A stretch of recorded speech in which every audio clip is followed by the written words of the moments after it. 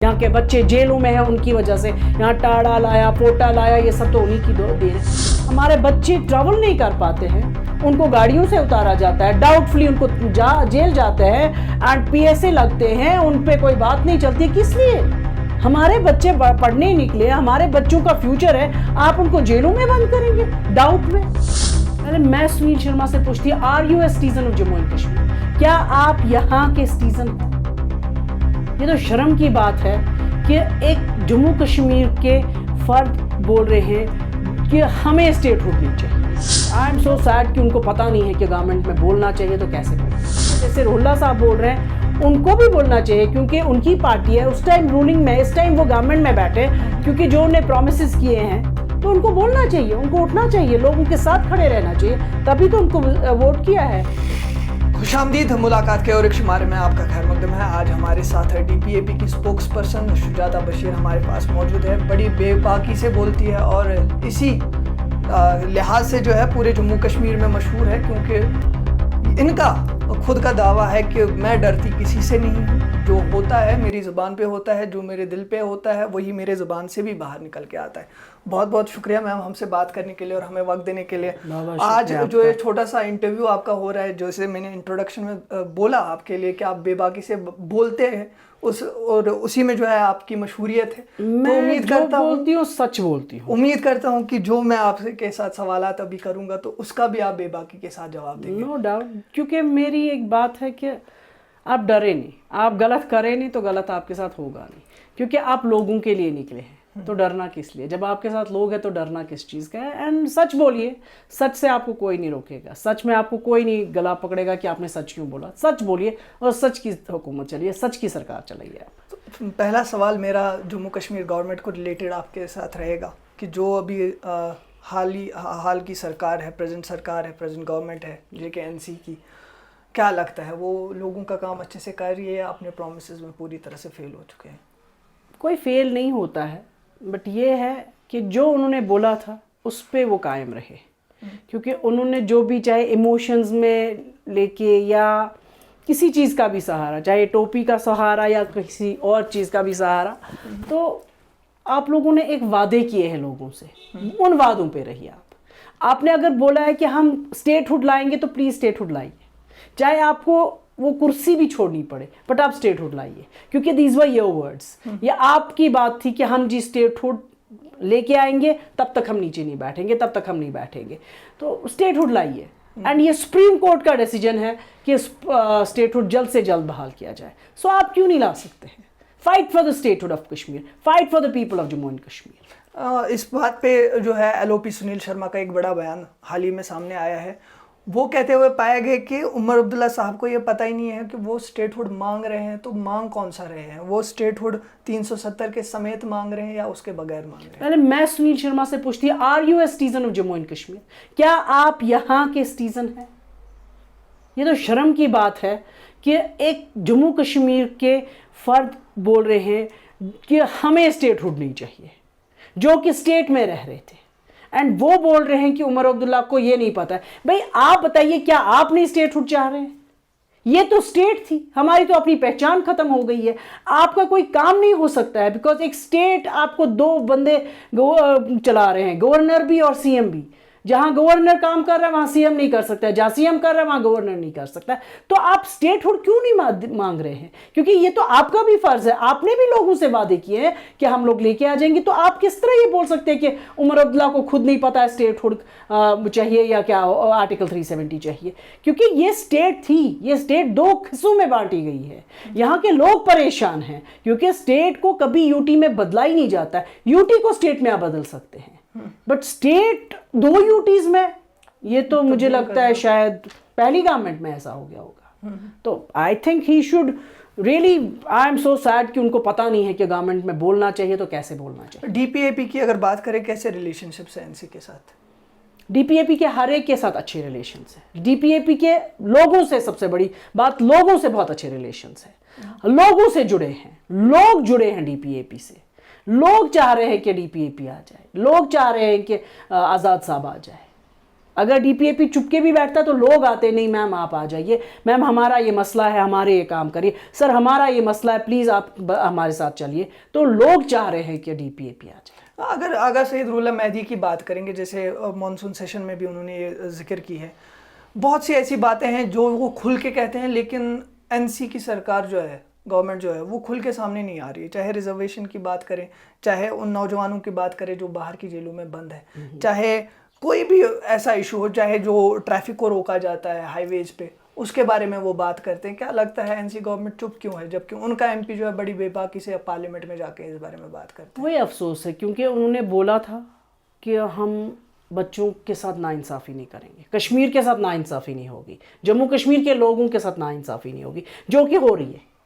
यहाँ के बच्चे दिल्ली जाते हैं तो वहाँ उनको जॉब्स नहीं मिल रहे हैं, उनको पीटा जाता है, उनको मारा जाता है, उनको बोला जाता है आप कश्मीर से है। पहले आप गवर्नमेंट ऑफ इंडिया पहले ये एक्सेप्ट करे कि कश्मीर, जम्मू कश्मीर उनको चाहिए या खाली ज़मीन चाहिए या लोग भी चाहिए, पहले वो डिसाइड करे।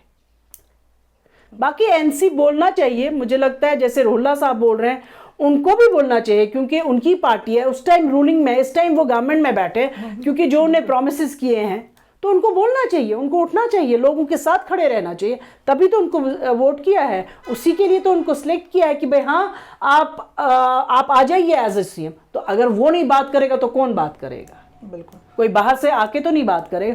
वेरी गुड रुहुल्लाह साहब बोल रहे हैं, नो डाउट हमारे बच्चे ट्रैवल नहीं कर पाते हैं, उनको गाड़ियों से उतारा जाता है, डाउटफुली उनको जेल जाते हैं एंड पीएसए लगते हैं, उन पे कोई बात नहीं चलती है। किस लिए? हमारे बच्चे पढ़ने निकले, हमारे बच्चों का फ्यूचर है, आप उनको जेलों में बंद करेंगे डाउट में? जो जिन्होंने किया इनसे इतने टाइम से पकड़े नहीं गए, तो फिर सिक्योरिटी किधर है? अगर ये बोल रहे नहीं जी हमने जी नया भारत, नया विकसित भारत, तो किधर है विकसित भारत? तो सिक्योरिटी क्या कर रही है? तो जेलों में भरने के लिए हमारे बच्चे रखे सिक्योरिटी खाली नहीं? आप जाके लोगों से मिलिए, बात करिए उनसे, और लोगों से आप जाके ढूंढिए उनको जिन्होंने किया, ना कि आप उठा के किसी भी बच्चे को उठा के जेल में रख रहे हैं, किसी को किसी ना मीन्स कोई फैक्ट नहीं होता है, कोई ऐसी बात ही नहीं होती, उनको जेलों में बंद किया जाता है एंड सालों साल बच्चे जेलों में हैं जिनको कोर्ट्स में हियरिंग नहीं होती है, चालान नहीं पेश हो रहे हैं, वो बच्चे बेचारे जेलों में कब होगा कुछ नहीं पता होता, हियरिंग्स नहीं होती ऑन टाइम। बिल्कुल, उनका डिसीजन लीजिए। यहाँ बच्चे खराब हो रहे हैं, कितने बच्चे ऐसे देखिए सुसाइड कर रहे क्योंकि जॉब्स नहीं है। रिजर्वेशन हो रही है, भाई रिजर्वेशन किस चीज की? कीप 50% रिजर्वेशन है, जैसे पहले था 33% रिजर्वेशन थी और बाकी नॉर्मल जनरल कोटा था। वो जो बच्चे पढ़ रहे हैं उनका सोचिए, वो कहाँ जाए? कितने यहाँ देखिए डिलीवरीजर्स है 15-15 साल से। मैं एक बार मिली, एक थे वो अंकल जैसे थे, तो मैंने कहा अंकल आपको यहाँ क्या है? आज का बेटा आज मेरी पार्टी है। मैंने कहा किस चीज़ की? का बस गोस रिटायर। मैं कहा चले मुबारक हो, चलो शुक्र अल्हम्दुलिल्लाह असल पर वो नस गोस नस एज अ डेलीवेजी रिटायर। मैं कहा कत्या वरी वैसे तो जॉब वो 28 वरी गोस रिटायर। मैं 28 वरी तो डेलीवेज वो अनस बोस डेलीवेज। ये हाल है हमारे कश्मीर का। रेगुलराइज करिए, because as per the norm rules 7 years का डेलीवेज होता है, उसके बाद ऑटोमेटिकली वो परमानेंट होता है। हमें तो यहाँ 28 साल से बेचारे डेलीवेज पड़े हैं। कितने आप देखिए कितने बच्चे बच्चियां रोडों पे बैठे होते, रो रहे होते, आंगनबाड़ी फायर सर्विस वाले प्लीज हमारा कुछ करिए, हमारे जॉब्स का सिक्योर करिए। किधर है रिजर्वेशंस? उस पर भी चुप बैठे हैं। यहाँ हर एक चीज हैफजर्ड है, एक मेस है। सो आवलन कारने अल्लाह ही मालिक है। रुहुल्लाह मेहदी और नेशनल कॉन्फ्रेंस की अगर बात करेंगे, बहुत से लोगों का ये कहना है कि ये कॉन्फ्लिक्ट ऑफ इंटरेस्ट भी नहीं कहेंगे, ये एनसी गवर्नमेंट की कहीं ना कहीं चाल है। रुहुल्लाह मेहदी को इसलिए रखा है कि ताकि वो लोगों का ट्रस्ट जो है जीत के रखे और खुद सेंटर के साथ अच्छी रिलेशनशिप बना के रखे। वो रुहुल्लाह साहब जवाब दे सकते हैं या तो एनसी साहब जवाब दे सकते हैं, क्योंकि अगर ऐसी बात हो तो अफसोस है ऐसे दोनों लीडरों पे। बट जहाँ तक मुझे लगता है रुहुल्लाह साहब तो ऐसा करेंगे नहीं कि वो लोगों के दिल जीतने के लिए ये बात करेंगे। वो तो सीधे बोल रहे हैं कि हमारे बच्चे बंद क्यों हैं, हमारे घर जलाए क्यों गए हैं, जो कि सच भी है। जिन्होंने किया उनको नहीं पकड़ा गया, उल्टे किसी को भी उठा के घर जलाए। इट मीन्स कल हमारा भी घर जल सकता है, हमारे बच्चों को भी उठा सकते हैं, कोई सेफ्टी नहीं है। हमारी सेफ्टी चाहिए। और जहाँ तक एनसी की बात है कि हमारी सेंटर के साथ अच्छी बन के रहेगी, ऐसा कुछ नहीं होता है। मुझे तो नहीं लगता ऐसा कुछ होगा। रूहुल्लाह मेहदी और उमर अब्दुल्ला के बीच में लीडरशिप क्वालिटीज किस में देखते हैं आप? Both are doing very well, both are doing their own way, अच्छा कर रहे हैं। रूहुल्लाह मेहदी को लीडर मानते हैं आप? मैं दोनों को ही लीडर मानती हूँ।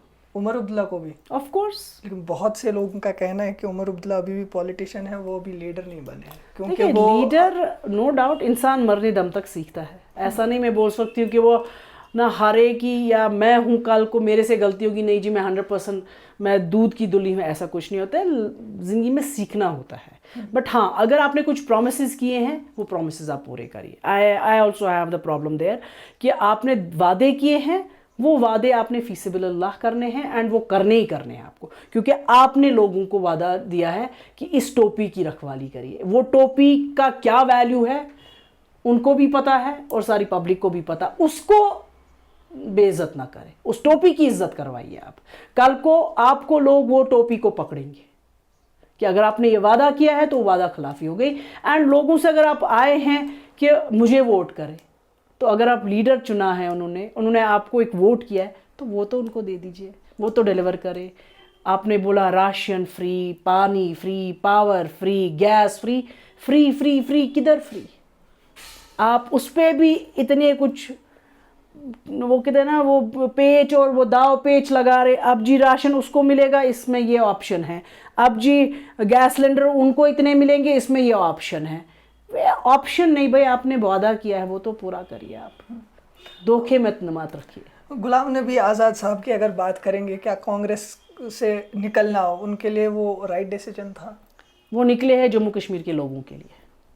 उनने कांग्रेस अगर छोड़ा वो कश्मीर की खदमत के लिए, जम्मू कश्मीर के लोगों की खदमत के लिए। उससे पहले भी वो चीफ मिनिस्टर रह चुके हैं, कांग्रेस में रह के भी जम्मू कश्मीर के देखिए, लोगों तब भी वो अपोजिशन पार्टी के वो लीडर थे जब वो यहाँ से निकले, जिन्होंने उनको धोखा दिया, क्योंकि उनके काम उनसे नहीं देखे गए। क्योंकि जो उनने काम किया 2.5 ईयर्स, वो आज भी एग्जाम्पल है कश्मीर में। वो आज भी लोग कहते हैं ना, वाह बेई है ना, क्योंकि वो वक्त गोल्डन एरा था कश्मीर के लिए। उन्होंने बोला कम और किया ज़्यादा। एंड वो निकले कांग्रेस में जस्ट कश्मीर के लोगों के लिए, जम्मू कश्मीर की खदमत के लिए, यहाँ के बच्चों की नौकरियों के लिए, यहाँ की ज़मीन को सेव करने के लिए, यहाँ का हर एक चीज़ काम सुधारने के लिए निकले हैं। तो इंशाल्लाह आप देखेंगे आगे भी जब भी वो आएंगे, आप देखेंगे जम्मू कश्मीर का फ्यूचर क्या होने वाला है। इंशाल्लाह जम्मू कश्मीर का फ्यूचर अच्छा होगा। नहीं, लोगों के साथ तो अक्सर ही धोखा होता है, इससे पहले भी धोखा हुआ है, चुनाव लोगों ने है। अगर उन्होंने चुना गलत है तो वो वैसा ही देख रहे हैं। अगर उन्होंने अच्छा लीडर चुना होता जो आजमाया हुआ था, तो आज कश्मीर का नक्शा दूसरा होता। इनको पता है, लोगों ने बोला है, मैं नाम नहीं लेना चाह रही, यहाँ के बच्चों को उनने अंडर कर्फ्यू टाड़ा पोटा वो सब लाए, फिर बोले ये क्या टॉफ़ी लेने गए थे। आज वही लोग बोलते हैं कि क्या ये जी हमारे साथ गलत हो रहा है। जिन्होंने यहाँ सेंटर के साथ मिलके यहाँ चलाई सरकार, वही आज बोलते हैं नहीं जी हमने नहीं बोला था, हमने नहीं लाया था, तब हमारे बच्चे दूध और टॉफ़ी लाने नहीं गए थे। महबूबा मुफ्ती की जानिब मैंने नाम ही नहीं लिया, मैंने नाम ही नहीं लिया। इट मीन्स आप भी मानते महबूबा मुफ्ती नहीं लाया और महबूबा मुफ्ती ये बोली। जो आप स्टेटमेंट दे रहे हो ये तो उन्हीं का था, ये तो सारे लोग। Definitely, so you know what has she done, so you better know कि what she had given to the people of Jammu and Kashmir. यहाँ के बच्चों को उसने क्या दिया है। यहाँ के बच्चे जेलों में हैं उनकी वजह से, यहाँ टाड़ा लाया पोटा लाया, ये सब तो उन्हीं की देन है। एंड फिर भी हम लोग अगर उनको वोट करेंगे, आई एम सॉरी, तो फिर हम गलत हैं। लेकिन अगर कश्मीर की बात करेंगे 2019 से पहले की, हड़ताल होते थे, आपको भी मानना पड़ेगा, मैं भी मानता हूँ ये बात, पत्थरबाजी होती थी, वो कहीं ना कहीं कम तो हुई है, लेकिन बढ़ गए। हाँ, लेकिन एक चीज़ है, मतलब मैं लोगों से भी मिलता हूँ, बाहर ग्राउंड में भी काम करते हैं, लेकिन लोगों का कहना है कि वो सारा जो कुछ भी रुक गया है वो दिल से नहीं रुका, वो डर की वजह से रुका। समहाउ डर की वजह से भी रुका है और समहाउ इम्प्रूवमेंट भी हो गई है, डेवलपमेंट्स भी हो गई है। हम ये नहीं बोल सकते कि डेवलपमेंट नहीं हुई है। नहीं, डेवलट करना तो सरकार का हक बनता है, कोई भी हो। नेचुरली वो हर एक सरकार जो आती है उनको तो दिखाना है मैंने क्या किया है और मैंने कितना किया है, बट समहाउ डर भी है। बट अब सब कुछ लोग ये भी जानते, कुछ क्या मुझे लगता है सारा कश्मीर जानता है कि हम बहकावे में आ गए, हमें यूज़ किया गया कि हम जी आज़ादी, हम जी पाकिस्तान, वो सब बकवास था, कुछ ऐसा है ही नहीं, क्योंकि we were a part of India, we are a part of India. ये आप भी एक्सेप्ट करते हैं, हम भी एक्सेप्ट करते हैं। सो अब लोगों को पता चला है, हमारे बच्चे जा रहे हैं, हमारे बच्चों के जेल हो रही है, हमारे बच्चों का फ्यूचर खराब है, and they understand it and they left it. तो लगता है आपका कि कुछ निकलेगा, हल निकलेगा जम्मू कश्मीर के, अगर यूथ की ही बात करेंगे? हल निकालने वाला लीडर होता है, हल निकालने वाला चीफ मिनिस्टर होता है, प्रेसिडेंट होते हैं, गवर्नर्स होते हैं। तो लोगों को कहाँ से पता होता है इस शहर में लेके उस गांव में क्या हुआ? ऑपरेशन सिंदूर को लेके बात करेंगे। पार्लियामेंट में जो है बीजेपी को हर एक अपोजिशन के लीडर ने उस पर टोका है कि ऑपरेशन सिंदूर में जो कुछ भी हुआ उसका जो आप क्रेडिट लेना चाह रहे थे, आप फौज का कोई क्रेडिट नहीं था, उस आड़ में आके जम्मू कश्मीर की आवाम के साथ आपने गलत किया है। क्या कहना है? देखिए, जंग किसी हद तक सही भी होती है, किसी हद तक गलत भी है। जंग इसलिए सही है क्योंकि दुश्मन को दिखाने के लिए, क्योंकि इस पे रूहुल मेहदी का भी एक स्टेटमेंट था पार्लियामेंट में ही, पाकिस्तान के साथ जंग बाद में हुआ, पहले जम्मू कश्मीर के लोगों कश्मीर में, वही मैंने कहा कि किसी जगह जंग अच्छी भी होती है क्योंकि लोगों के फायदे के लिए, मुल्क के फायदे के लिए, बट जंग ही हल नहीं है। क्योंकि अभी सिंदूर होने ही वाला था, अभी सिंदूर, ऑपरेशन सिंदूर हुआ नहीं था, तो पहले यहाँ ऑपरेशन सिंदूर चला, यहाँ के लोग पकड़े गए, यहाँ गांव के गांव अरेस्ट हो गए, गांव के गांव जल गए। एक बंदा कहीं किसी गांव में रहता था, उसके साथ उसके 10-12 घर भी जल गए, कोई उनको कंपनसेशन नहीं, कोई गवर्नमेंट ऑफ इंडिया ने ये सोचा कि ये कहाँ जाएंगे। भाई यहाँ भाई ये घर रहता था, भाई ठीक है, आप उस घर वाले को, पहली बात तो कोई भी माँ बाप किसी बच्चे को साथ नहीं देगा, कोई भी माँ बाप हो वो अपने बच्चे को गलत के लिए साथ नहीं देगा। एंड फिर अगर जब उनको भी बेघर किया, फिर उनके साथ जितने भी आगे पीछे मोहल्ले वाले, उन बेचारों को भी खत्म कर दिया। एंड आज भी वो खत्म नहीं हो रहा है, आज भी हम लोग, मुझे लगता है आज भी पिस रहे हैं उसमें। पहली बात तो जंग इलाज नहीं है, बिल्कुल जंग तो किसी चीज का इलाज नहीं है, क्योंकि आम लोग मरते हैं, आम लोग मरी, हमारी फौज मर गई, या जितना भी नुकसान हो गया हमारी कंट्री का ही हो गया। बट हाँ, दुश्मन को सिखाना था कि भाई हम कमज़ोर नहीं हैं, तुम एक करोगे हम 10 करेंगे। तो at the end of this interview कोई ऐसी खास मैसेज जो आप हमारे नाजरीन तक पहुंचाना चाहेंगे? बस लोगों से यही गुजारिश है, सही लीडर चुनिए और सही का साथ दीजिए, गलत नहीं करिए, अपने बच्चों को गलत नहीं करने दीजिए, और गलत बहकावे में नहीं आ जाइए। बहुत बहुत शुक्रिया। शुजाता बशीर हमारे साथ मौजूद थी, DPAP की स्पोक्स पर्सन। कई सारे सवालात इनसे किए जिनके इन्होंने जवाबात भी दिए, जवाबात सही दिए गलत दिए उसका फैसला आप करेंगे। देखते रहिए north west media service Anayat Baig के साथ।